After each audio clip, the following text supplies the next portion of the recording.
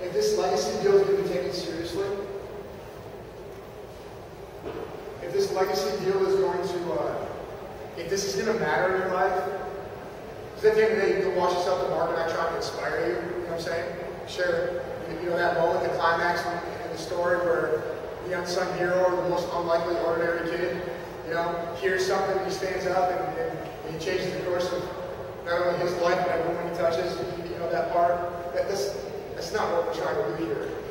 Instead, what we're trying to do is we're trying to allow you to see the glory of Jesus and allow His love to penetrate your hearts.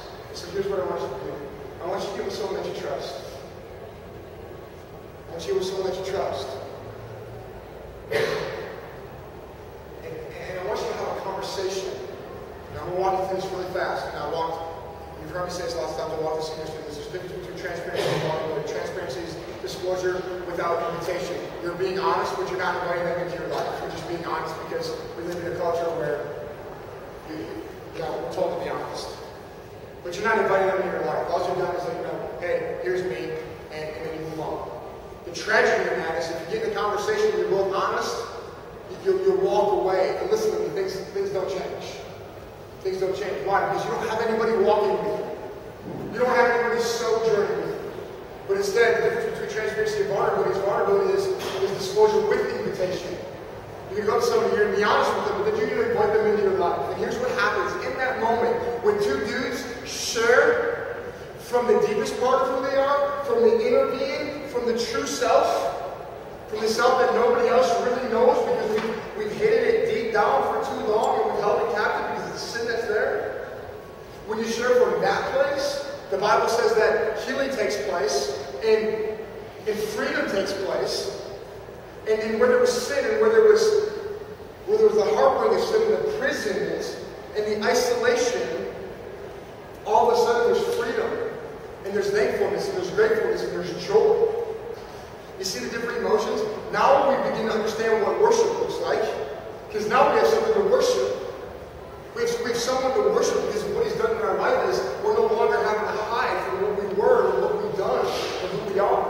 But instead we're made new. So what I want you to do is get with someone you trust. Because I'm not expecting you just to go ahead and show your heart with Brandon McGee and it not go anywhere. I want you to get with someone that you trust. And this is difficult for guys. This is difficult with guys. Because we're told to make sure that this is put together. And we've been taught how to hide this. You'd be dumb to think. You'd be dumb to think that the vast majority of you,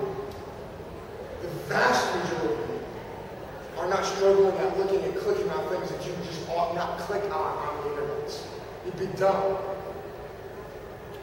Friends, it's a prison. As you allow porn to penetrate your eyes and penetrate your mind and penetrate your heart, it will destroy you. It will destroy every relationship that you have in your life, both male and female. It will destroy your future relationship with your wife, and it will destroy your future relationship with your kids. And the scariest thing is that sin, the Bible says,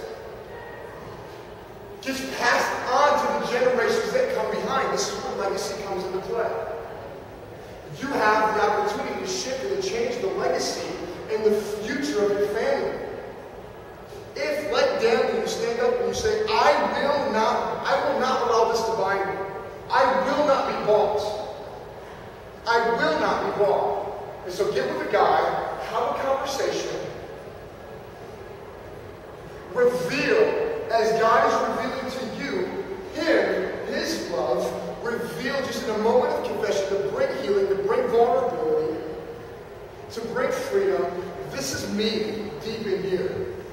This is me deep in here. And when the other dude says, this is me deep in here, in that moment, you instantly, in a moment of solidarity, instantly become more lovable. I had one of your peers sitting in this room, sent me a text 2 weeks ago, telling me about his porn addiction. You know what I said? I love you even more, bro. Thank you. Thank you, because you just gave me the deepest part of you. And in that, there's healing. That's what the Bible does. That's what truth does. Get with the guy that you trust. You've got 20 minutes. Have a conversation. And then look him in the eyes tonight. Look him in the eyes and say, I will not allow my heart and my mind to be bought by this again. I will not. And here's why I want you to do that tonight. Because as we do that,